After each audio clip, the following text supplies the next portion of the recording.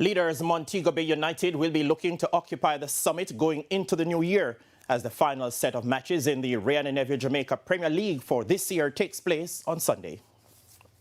After being forced to play away from home due to the passage of Hurricane Melissa, Montego Bay United are heading back to the second city where they will temporarily take up home at Jarrett Park. It's been 21 years since a Premier League ball was last kicked in the park, but it's a football-friendly facility where the fans are concerned. First up to face MBU are Waterhouse, a team that has been having a Jekyll and Hyde season.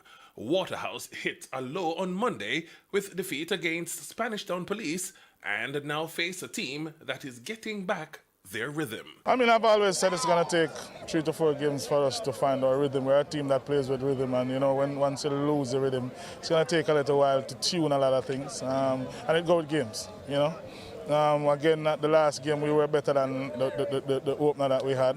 We'll see progress. Caribbean champions Mount Pleasant FA lost their unbeaten tag in midweek when they were beaten 1-0 by Racing United.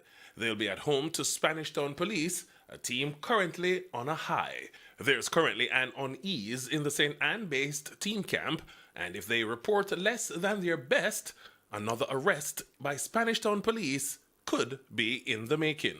We'll try our best against Mount Pleasant just the same. It's work as usual.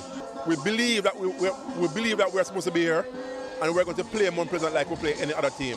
Harborview are another team on the rise. With a new head coach in Vassar Reynolds, they have picked up 5 points under his leadership in 3 matches.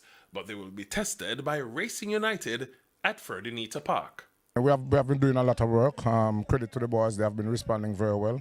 And we're seeing some growth. And we just need to continue to work hard, and hopefully we can continue to see improvement in the team performance. Elsewhere on the fixture, Treasure Beach FC return after being absent since the restart of the league. They'll host Portmore United at Stets. Dunbeholden will also be at home when they take on Tivoli Gardens.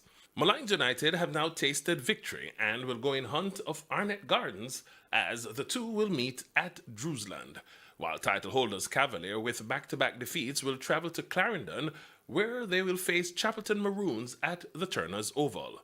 All matches start at 3 p.m. except the one at Drewsland, which kicks off at 5:30 p.m. Garfield Jones reporting for TVJ Sports.